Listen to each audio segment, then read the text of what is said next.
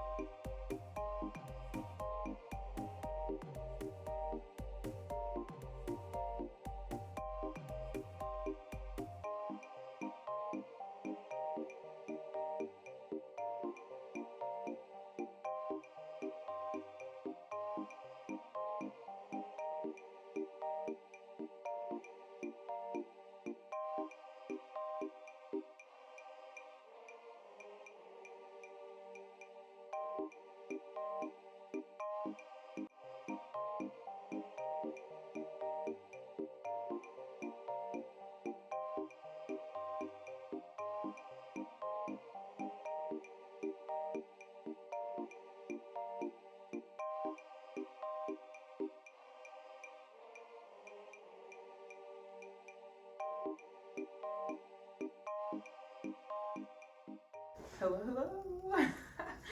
hello. This is where I'm at for today.